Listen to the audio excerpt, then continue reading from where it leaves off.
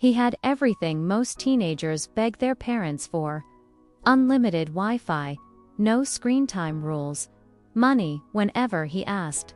Total freedom, and that freedom was quietly ruining his life. Ion was 16, tall, confident, funny, the kind of guy teachers once praised and friends admired. But lately, his room told a different story. Energy drink cans stacked on his desk, curtains always closed, clothes scattered everywhere, the only light coming from his phone screen. It was 2:47 a.m. again. His eyes were red, but his thumbs kept moving. Just one more match, he whispered. His phone buzzed. New notification, new video, new message. Dopamine, dopamine, dopamine. He smiled at the screen.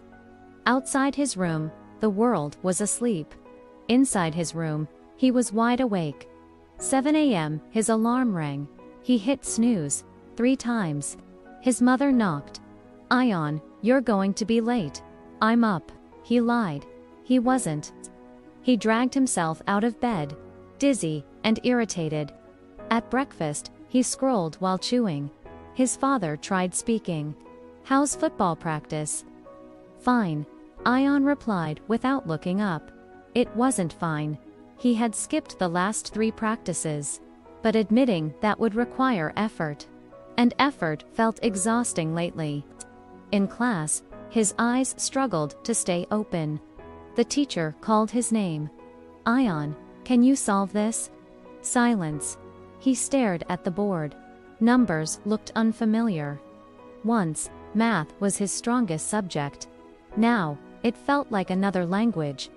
Snickers from the back of the class. His friend whispered, "Bro, you okay?" He forced a laugh. "Yeah, just tired." But tired wasn't the truth. Drained was. Distracted was. Disconnected was. Weeks passed. His grades slipped from A's to C's, then to D's. The football coach pulled him aside. "You've got talent, Ion. But talent without discipline is useless." He nodded, but inside he thought, "It's not that serious." That's what he told himself about everything. After school, his routine never changed. Door locked, headphones on, world off. Hours disappeared. He didn't notice sunsets anymore. He didn't hear his sister laughing in the living room. He didn't feel hunger until midnight. But he felt something else. Restlessness. Even after hours of gaming, he wasn't satisfied. Even after scrolling endlessly, he felt empty, more content, more entertainment, more stimulation, but less happiness. The strange thing about excess, it never feels like enough. One afternoon, exam results were handed out. Ion stared at his math paper. 42%. Red ink circled everywhere. His chest tightened. His teacher sighed. "You're capable of much better than this."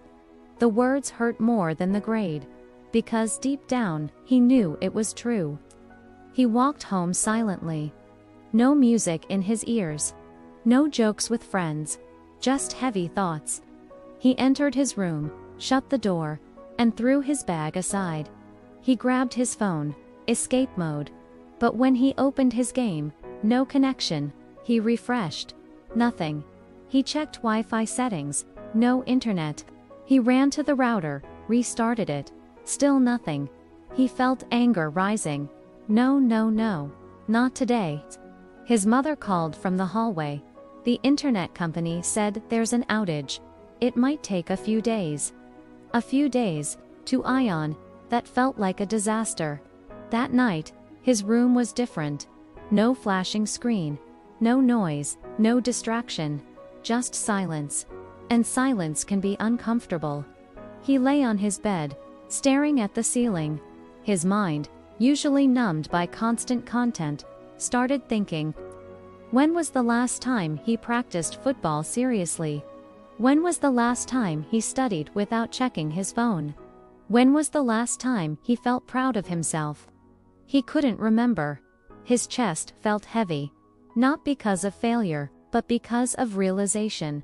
All the more he chased had slowly taken control.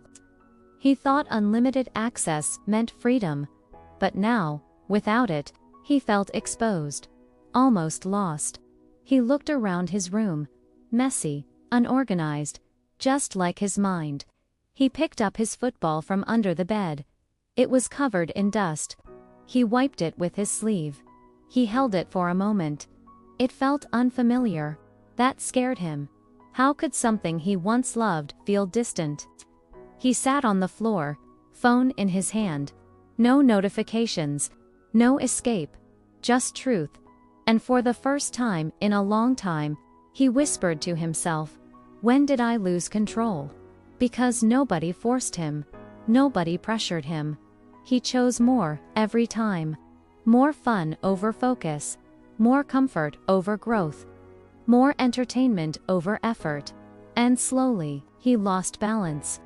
Here's something most teenagers don't realize. Excess doesn't destroy you overnight.